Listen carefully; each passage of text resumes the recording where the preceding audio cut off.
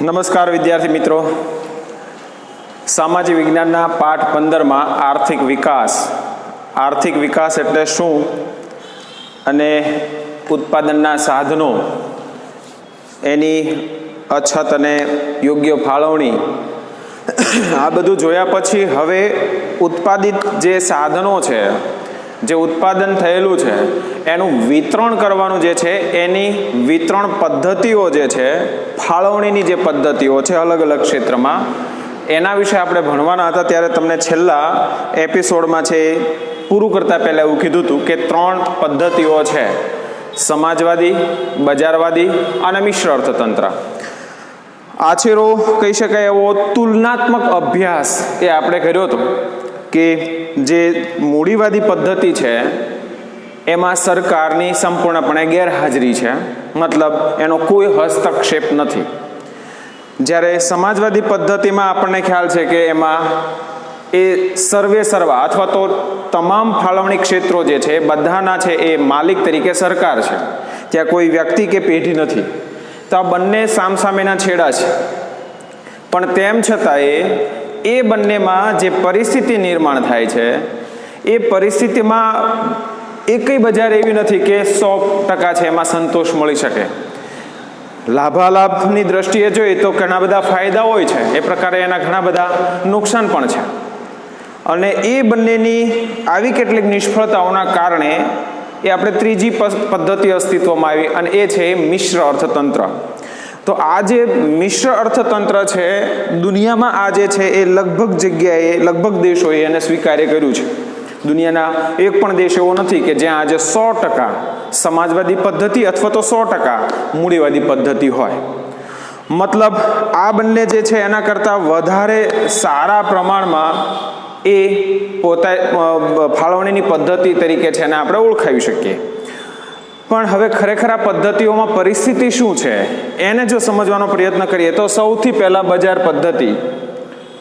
આ જે બજાર પદ્ધતિ છે એ ખાસ કરીને અમેરિકા છે, જાપાન છે, એવા દેશોએ છે અપનાવી અને પોતાનો ઝડપથી વિકાસ એ સિદ્ધ કર્યો છે, અને એના આધારે ઝડપથી વિકાસ પણ એ શક્ય બન્યો છે. આ પદ્ધતિ મૂડીવાદી પદ્ધતિ તરીકે પણ ઓળખાય છે. અહીંયા સરકારનો કોઈ હસ્તક્ષેપ નથી હોતો.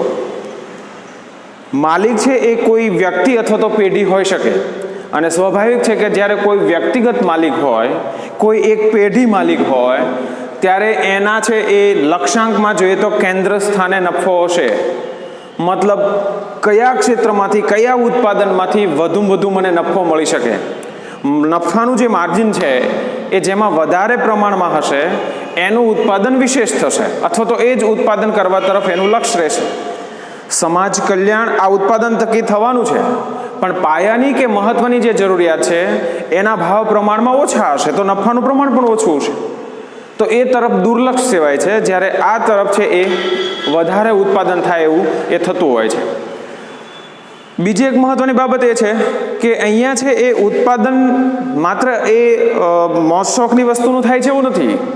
સમાજની જરૂરિયાતોને ધ્યાનમાં રાખીને ઉત્પાદન થતું હોય છે, પણ બીજા જે કેટલાક ફાયદાઓ છે એ આપણે જ્યારે સાથે જોશું ત્યારે ખાસ કરીને મૂડી રોકાણ છે એ વધારે નફાના ક્ષેત્રોમાં થશે, ભાવતંત્રને ટાર્ગેટ કરાશે, મતલબ એ વધારે આવક, નફાનો જે પ્રમાણ છે એ વધારે મેળવી શકે એવા પ્રકારે જોવામાં આવશે. પણ સૌથી એક મહત્વની વાત એ છે કે આ જે પદ્ધતિ છે એમાં સ્પર્ધા જે છે એનું તત્વ એમાં જોડાયેલું હોય છે. દરેક પેઢી, દરેક વ્યક્તિ પોતપોતાની રીતે ઉત્પાદન કરે છે અને એક લક્ષ્યાંક સાથે કરે છે કે મારું ઉત્પાદન બજારમાં સૌથી વધારે વેચાય, મારા ઉત્પાદનની છે એ ગુણવત્તા પહેલાં કરતાં સારી હોય, જેથી કરીને બજારમાં એને વધારે છે એ નફો પ્રાપ્ત થાય. તો આ પ્રકારની જે પરિસ્થિતિ છે એ નિર્માણ કરવા માટે થઈને સ્પર્ધા શરૂ થાય છે.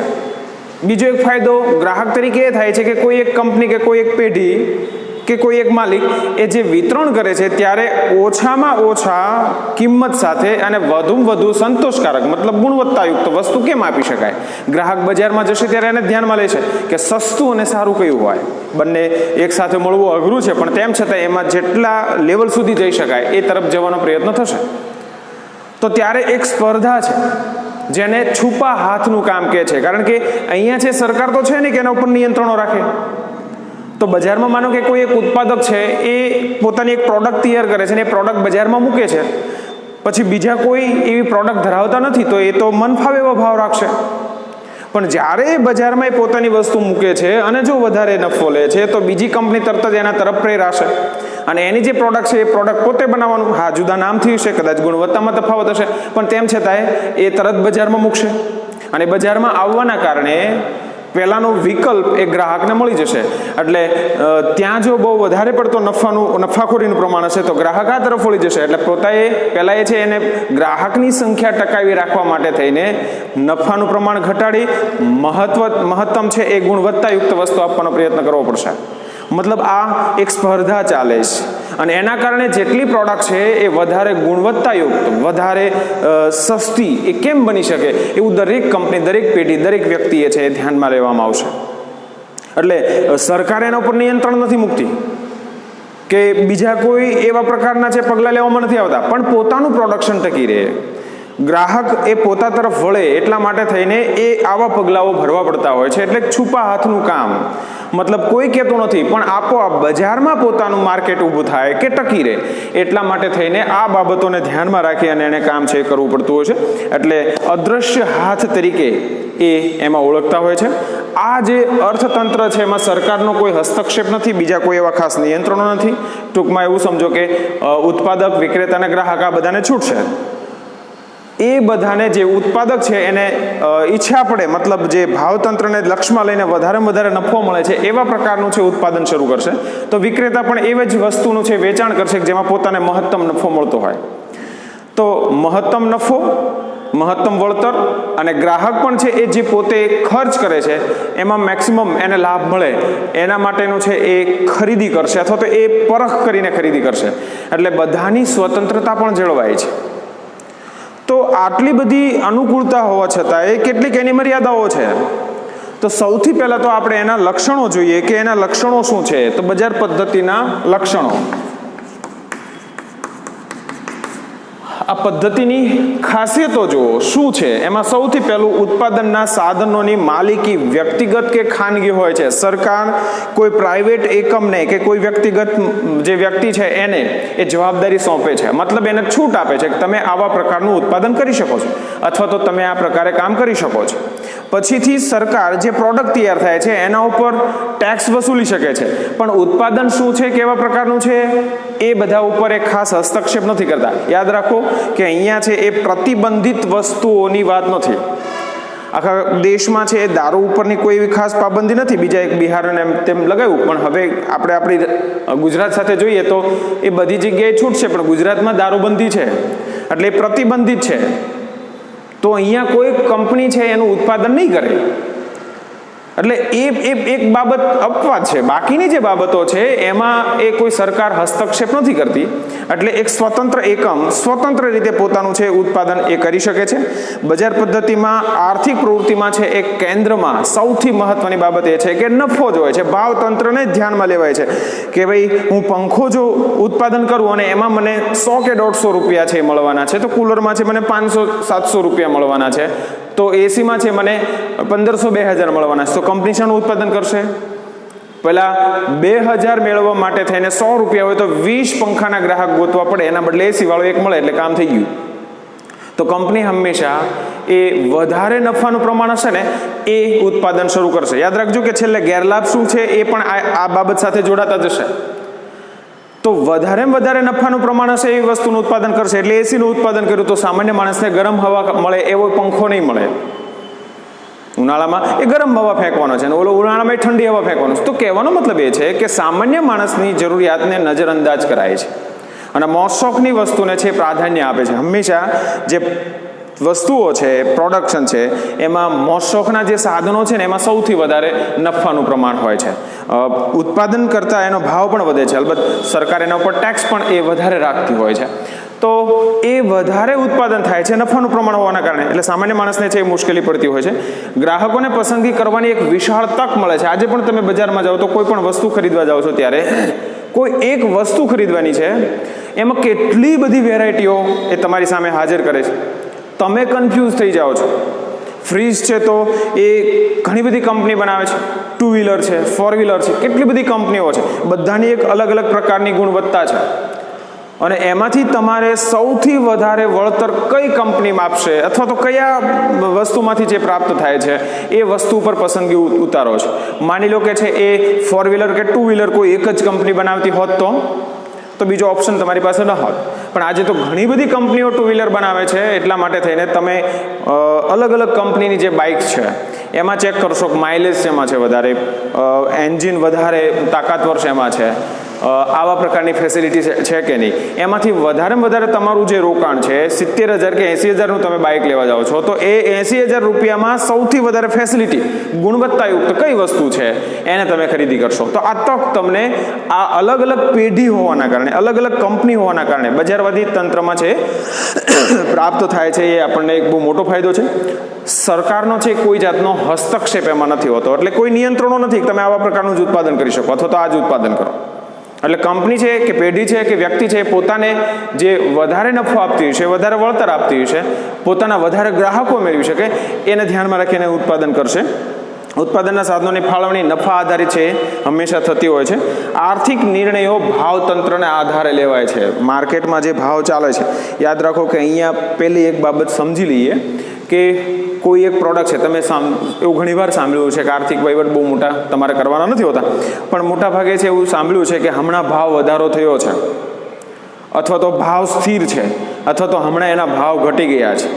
તમારા વાલી આવા કોઈ બિઝનેસ સાથે જોડાયેલા હશે તો ખબર હશે કે હમણાં મંદીના કારણે ભાવ બહુ ડાઉન છે અથવા તો હમણાં એટલી તેજી છે કે ખૂબ ભાવ વધી ગયા એટલે હમણાં ગોલ્ડ લેવાય નહીં, આવું તમે સાંભળ્યું છે.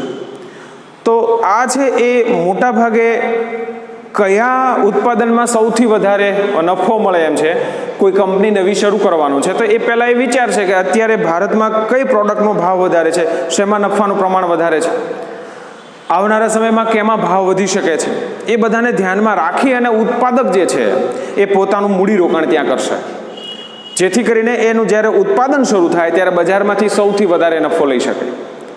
તો હંમેશા એના દરેક ઉત્પાદનમાં ભાવતંત્રને એ ધ્યાનમાં લેવામાં આવે છે અને એ પ્રકારે એનું ઉત્પાદન શરૂ કરતા હોય છે. આ બધા છે એના લક્ષણો છે, 2 માર્કમાં પૂછાઈ શકે. સળંગ આખી પદ્ધતિ જે છે એ 3 માર્કમાં પૂછાઈ શકે છે. હવે એના લાભ અને ગેરલાભ જોવાના છે, ત્યારે બજાર પદ્ધતિના જે છે એ લાભ આપણે જોઈએ. યાદ રાખો કે અત્યારે લક્ષણો જે જોયા છે એના આધારે તો વધારે લાભ હશે એવું દેખાય છે, અને એટલા માટે થઈને પહેલાં આપણે એના લાભ જોવા છે. તો બજાર પદ્ધતિમાં વ્યક્તિનું આર્થિક સ્વાતંત્ર્ય જળવાય છે, કોઈ પાબંદી નથી.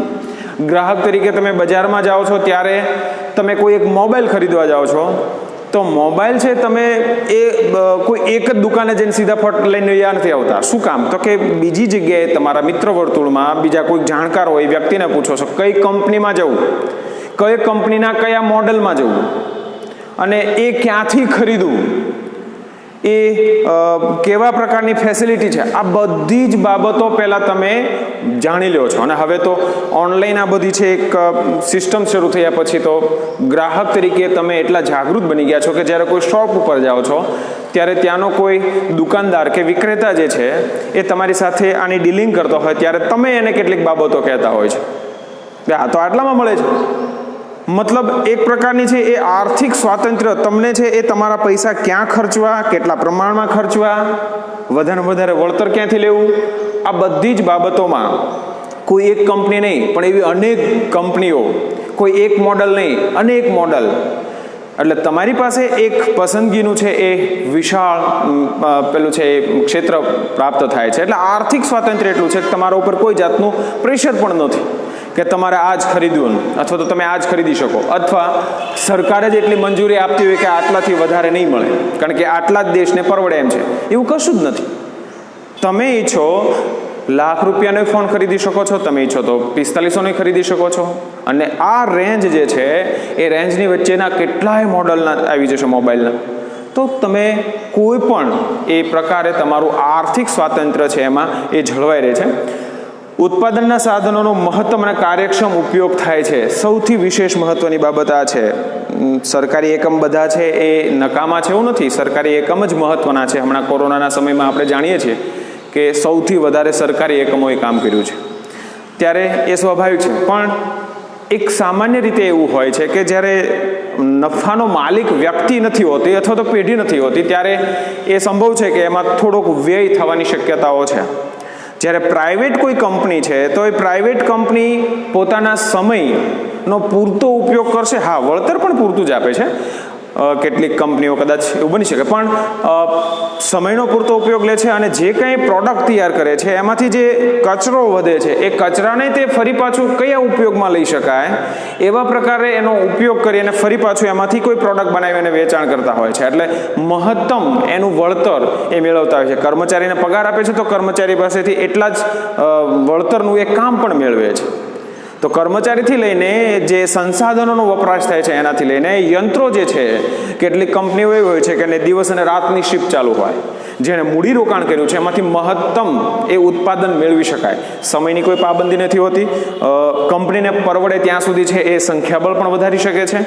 તો અમુક સમય મર્યાદામાં કામ કરવું હોય તો થોડા સમય માટે એ પોતે છે એ વધારી દેશે.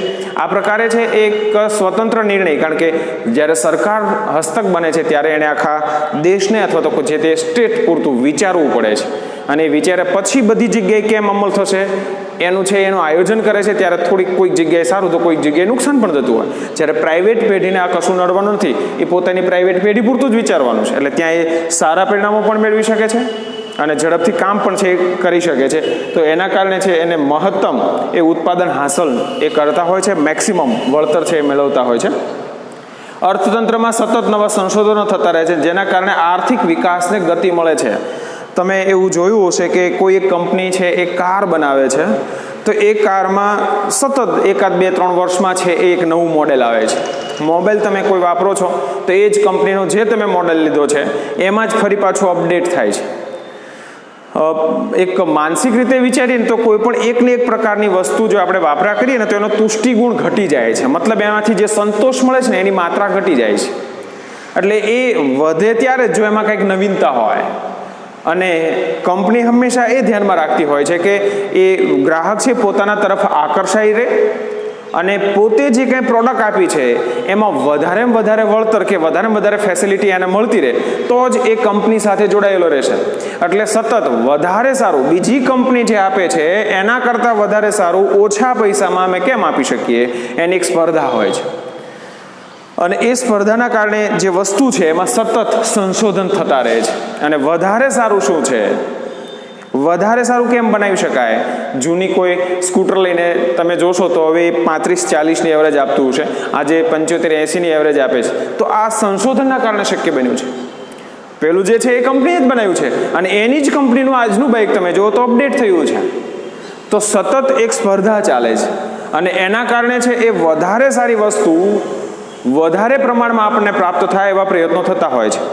એટલે સ્થાનિક કક્ષાએ તો ઠીક, પણ આંતરરાષ્ટ્રીય કક્ષાએ પણ આપણે છે એને ટક્કર મારી શકીએ, હરીફાઈમાં ઊભા રહી શકીએ એવા પ્રકારનું ઉત્પાદન આપણે બનાવી શકીએ છીએ. આજે કેટલીક ભારતની પ્રોડક્ટ એવી છે કે જે દુનિયાના બજારમાં વેચાય છે.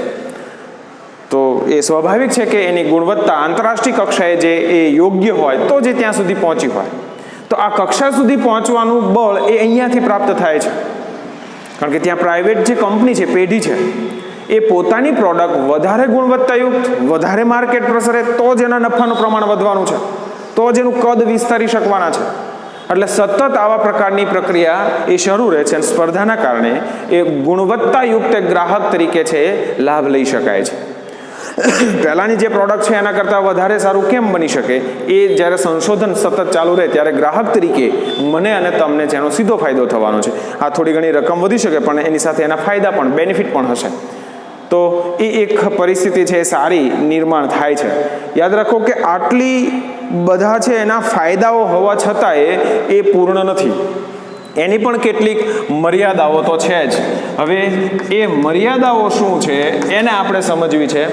તો સૌથી પહેલી મર્યાદા આપણે જોઈએ તો નફાને ધ્યાનમાં રાખી ઉત્પાદન થતું હોવાથી મોજ શોખની વસ્તુનું ઉત્પાદન વધે છે, જ્યારે જીવન જરૂરિયાતની ચીજ વસ્તુનું ઉત્પાદન ઘટે છે અથવા તો સ્થિર રહે છે અથવા તો વધતું નથી. હવે ભારત જેવા વિકાસશીલ રાષ્ટ્ર માટે તો દેશનો બહુ મોટી જનસંખ્યા એવી છે કે એને તો માત્ર જીવન જરૂરિયાતની ચીજ વસ્તુઓ મળી રહે ને તો પણ ઘણું છે. હવે ત્યારે છે એક આખો સંખ્યા એટલી એવી રહેશે કે એને છે જીવન જરૂરિયાતની ચીજ વસ્તુઓ પ્રાપ્ત નથી થતી, અને બાકીના જે કેટલાક ઉપલા 20%ની આજુબાજુના જે લોકો છે એને મોજ શોખના તમામ સાધનો પણ મળશે. એટલે પરિસ્થિતિ શું થઈ બજારમાં? બળિયાના બે ભાગ જેવી થઈ. અહીંયા બળિયો એટલે કોને સમજવાનો છે? તો કે પૈસાદાર વ્યક્તિ. પૈસાદાર વ્યક્તિ છે એ બજારમાં પોતાની તમામ જરૂરિયાતો, ભૌતિક સગવડતાઓથી લઈને બધા જ એ સંતોષ મેળવી શકશે. જ્યારે આર્થિક રીતે છે એ નબળો વ્યક્તિ છે કે પછાત વ્યક્તિ છે, એને જીવન જરૂરિયાતની ચીજ વસ્તુઓ નહીં મળે. હંમેશા નફાનું પ્રમાણ મોજ શોખની વસ્તુઓમાં છે. જ્યારે જીવન જરૂરિયાતની ચીજ વસ્તુઓ છે, દાખલા તરીકે અનાજ છે, એના ભાવ એટલા બધા નહીં વધી જાય કે એના કારણે છે એ પેલા ઉત્પાદક કે વિક્રેતાને વધારે પડતો છે ફાયદો થઈ જાય. તો આ જીવન જરૂરિયાતની ચીજ વસ્તુ છે. જે ચીજ વસ્તુઓ મોજ શોખની છે એમાં નફાનું પ્રમાણ અને કિંમત પણ વધવાની છે. એટલે અહીંયા છે આ પરિસ્થિતિ નિર્માણ થાય છે. એટલે સામાન્ય માણસની જરૂરિયાત એ સંતોષાતી નથી, અને જે આર્થિક રીતે સદ્ધર છે એમની મોજ શોખની વસ્તુ છે વિશેષ પસંદગી ઉતારાતી હોય છે. એટલે ઉત્પાદનની પ્રક્રિયા છે એમાં સામાન્ય માણસ નજરઅંદાજ થાય છે, અને એના કારણે છે એક બહુ મોટો હિસ્સો પોતાની જરૂરિયાત સંતોષ્યા વગરનો છે રહી જતો હોય છે. રાજ્યની કોઈ નીતિ વિષયક ભૂમિકા ન હોવાના કારણે કુદરતી સંપત્તિનો દુર્વ્યય થાય છે. યાદ રાખો કે કોઈ વસ્તુ છે બનાવવા માટે, કોઈ કંપની પ્રોડક્ટ બનાવવા માટે જે કાચો માલ લાવે છે એનો બગાડ નહીં થાય, પણ એ કોઈ જગ્યાએથી ખનીજ કાઢે છે કે બીજી કોઈ વસ્તુ કાઢે છે તો એ સતત ત્યાંથી ખોદકામ કર્યા જ કરશે આજુબાજુમાં. એના કારણે શું પ્રદૂષણ થાય છે, જમીનનો બગાડ કેવા પ્રકારનો થાય છે, એના ઉપર એ ધ્યાન નહીં રાખે, કારણ કે એનો એક જ ટાર્ગેટ પોતાનો નફો હોય છે. અલબત્ત હવે તો સરકાર છે કંપની સાથે કરાર કરે છે કે તમારે પર્યાવરણના સંદર્ભે આટલું કામ કરવું પડશે, સમાજ સેવાના સંદર્ભે આટલું કામ કરવું પડશે, એ બધું થાય છે. પણ તેમ છતાંય એ મેક્સિમમ એમાંથી વળતર મેળવવાનું પોતાનો નફાનું છે એ વધારે વિચારશે, કારણ કે જ્યારે કોઈ પર્યાવરણના સંદર્ભે કે એવું હોય ત્યારે એમાં તો ખર્ચ થવાનો છે. હંમેશા કંપની છે એ એક બજેટ ફાળવતી હોય છે, પણ સરકારની માફક એ જવાબદારી નથી એની, અને ત્યારે છે આ બધી સંપત્તિનો છે એ દુર્વ્યય થાય. જવાબદારી સરકાર સોંપે એટલી નિભાવે એ અલગ વાત છે, પણ એ સરકારે આખરે છે આ બધું જવાબદારી હોય ત્યારે સ્વાભાવિક છે કે સરકાર હસ્તક્ષેપ ન કરતી હોય ત્યારે જરૂર પડે જંગલનો નાશ થતો હોય, ભૂમિનું સતત ખોદકામ થતું હોય, એક જ પ્રકારની ખનિજ કાઢવામાં આવતી હોય, પર્યાવરણ પણ અસંતુલિત કરતું હોય, એના કારણે એવું પણ બની શકે પ્રદૂષણનો વધારો થતો હોય. તો આ બધી પ્રક્રિયાના કારણે છે એ એક આવા પ્રકારના છે નુકસાન પણ આપણે વેઠવાનો વારો આવે છે.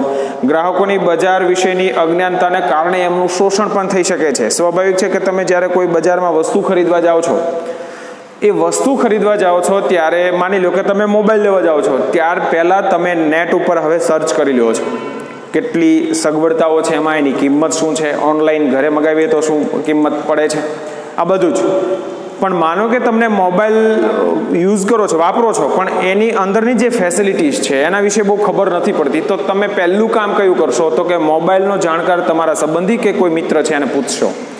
ખરીદવા જતી વખતે તમે છે બજારમાં એને સાથે લઈ જશો. શું કામ? તો કે ભાઈ હું છેતરાઈ ન જાઉં.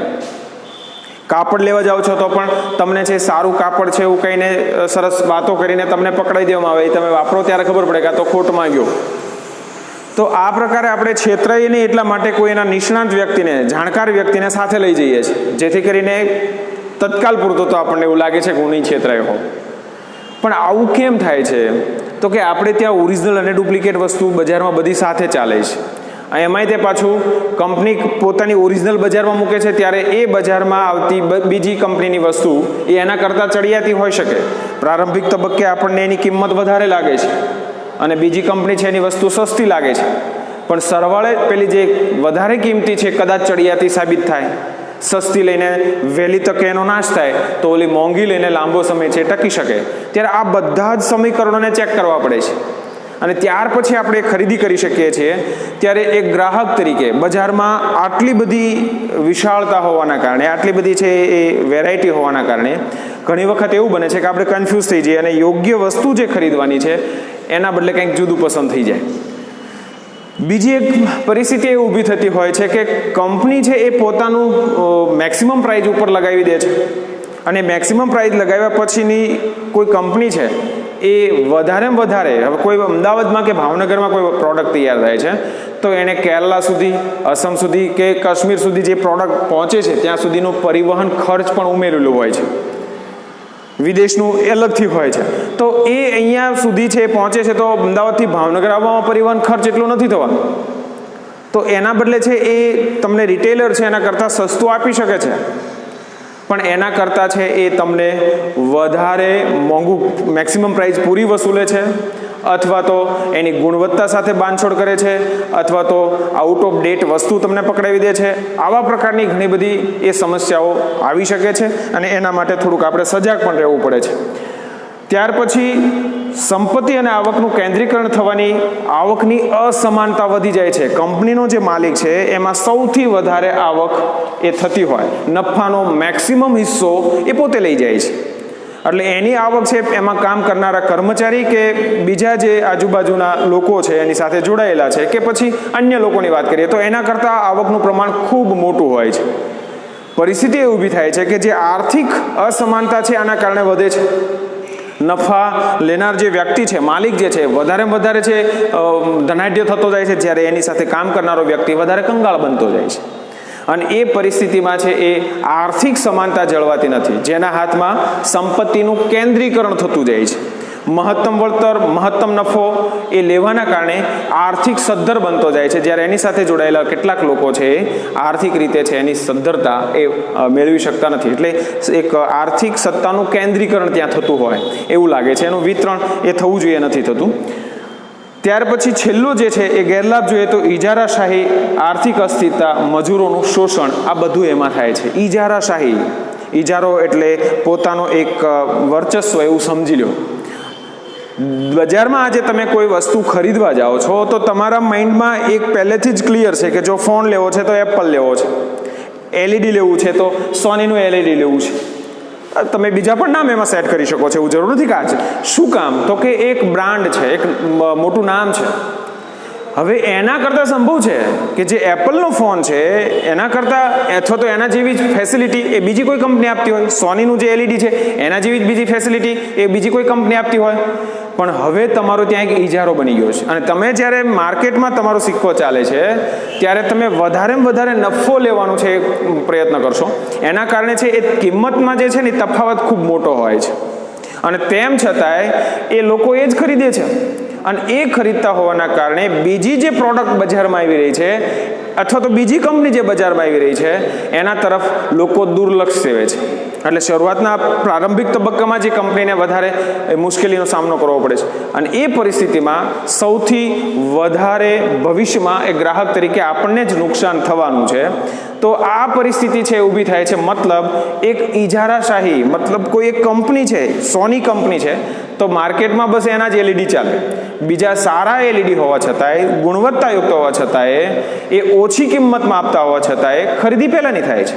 તો આ એક પ્રકારનો ઇજારો એની સાથે જોડાતો હોય છે. આર્થિક અસ્થિરતા, આગળના ભાવ વધારામાં એમાં આપણે ભણશું કે કોઈ એક પેઢી કે વિક્રેતા કે ઉત્પાદક જે છે એ પોતે વધારે નફો લેવા માટે થઈને સંગ્રહ કરી રાખે અને બજારમાં એ ભાવ ખૂબ વધી જાય. કેટલાક એવા પ્રકારે પણ ઘટનાઓ બનતી હોય કે બીજા બધાની માર્કેટ તોડવા માટે થઈને કોઈ એક મોટી કંપની એ વધારે પડતું ઉત્પાદન કરીને બજારમાં ઠાલવે, જેના કારણે ડાઉન થઈ જાય. તો આ પરિસ્થિતિના કારણે અપડાઉન થાય છે, અસ્થિરતા ઊભી થાય છે અને એ ત્યારે એની સાથે જોડાયેલા બીજા જે એકમો છે એને આર્થિક નુકસાન સહન કરવાનો વારો પણ આવી શકે છે અને એ નુકસાનના કારણે છે ભવિષ્યમાં એના ઉત્પાદન પર અસર થઈ શકે છે. આખરે એ બજાર ઉપર અસર થવાની છે. તો એ બાબત પણ આપણને છે ત્યાં જોવા મળે છે. મજૂરોનું શોષણ, ઘણી બધી એવી કંપનીઓ છે સારા પગાર ધોરણ આપે છે, બહુ મોટા પેકેજ પણ આપે છે. એટલે આવું થવાની શક્યતાઓ મોટાભાગે લેબર વર્કમાં થતું હોય એવું બની શકે. કંપની ઘણી વખત પૂરતું વેતન આપતું હોય તો વચેટિયાઓ છે એનું શોષણ કરતા હોય, આવું પણ બની શકે. એન પ્રકારે જે એમાં કામ કરનારો લેબર વર્ગ છે, ખાસ કરીને એના જે મજૂર વર્ગ છે એની મજબૂરી છે કે કોઈ પણ સંજોગોમાં એને કામ કરવું જ પડે એમ છે. અને એ જ્યારે આવા પ્રકારે કામ કરવા જાય છે ત્યારે એનો આર્થિક જે વળતર મળવું જોઈએ એ વળતર એને પ્રાપ્ત નથી થતું. અને સમય જે કામ કરે છે, શ્રમ જેટલો કરે છે એના કરતાં ઓછું વળતર મળે છે, ત્યારે સ્વાભાવિક છે કે એનું શોષણ થયું ગણાશે. મજબૂર હોવાના કારણે એ વધારે બીજી કોઈ અપેક્ષા પણ રાખી શકતો નથી, વિરોધ પણ કરી શકતો નથી, એટલે વધારે આ પરિસ્થિતિ છે એ ઊભી થાય છે. ત્યારે આ જે કેટલીક બાબતો છે એમાં ખાસ કરીને આજે આપણે જોયું તો બજાર પદ્ધતિના લક્ષણો, કોને બજાર પદ્ધતિ કહેવાય, એના લાભ શું છે અને ગેરલાભ શું છે. ટૂંકમાં ત્રણેય બાબતો આપણે જોઈ ગયા. બજાર પદ્ધતિ કેવી છે, શું ફાયદાઓ છે અને શું ગેરફાયદાઓ છે. ગેરફાયદાઓ જોતા આપણને એવું લાગે છે કે આ પૂર્ણ નથી. હવે જ્યારે પૂર્ણ ન હોય ત્યારે બીજો એક સામેનો છેડો જે છે બજાર પદ્ધતિથી બિલકુલ ઓપોઝિટ સાઈડ, જે સમાજવાદી પદ્ધતિ છે. આ જ પ્રકારે તમે જે લક્ષણો જોયા છે, લાભ અને મર્યાદાઓ જોઈ છે, એ જ પ્રકારે લાભ અને મર્યાદાઓ એમાં પણ છે. આ 3 માર્કમાં પૂછાય છે, એટલે ટૂંકનોંધ સ્વરૂપે એને લખવાનું છે. 2 માર્કમાં મુદ્દો પૂછાય તો કોઈ સવાલ નથી. સમાજવાદી પદ્ધતિમાં આ 3 બાબતો છે, એટલે એ તમારે છે આની સાથે બિલકુલ આની વિરુદ્ધમાં તફાવતના સ્વરૂપે વાંચતું જવાનું છે અને સરખાવતું જવાનું. આપોઆપ તમને આ જો સમજ્યા હશો તો સમાજવાદી પદ્ધતિ આવડી જ જવાની છે. એટલે બરાબર હવે પછીનો વિડીયો જુઓ ત્યાર પહેલાં આ પદ્ધતિને બરાબર સમજો, એની સાથે આને સરખાવો સમાજવાદીને, અને પછી તમને જે કાંઈ પ્રશ્નો હોય એને નોંધી લો. આ પ્રકારે કાલે આપણે હવે પછીના વિડીયોમાં સમાજવાદી પદ્ધતિનો અભ્યાસ કરશું અને ત્યાર પછી બંનેને ભેગી કરીને એક મિશ્ર અર્થતંત્ર જોશું. ત્યાં સુધીમાં આટલું વાંચીને લખીને તૈયાર કરીને આવજો. Thank you.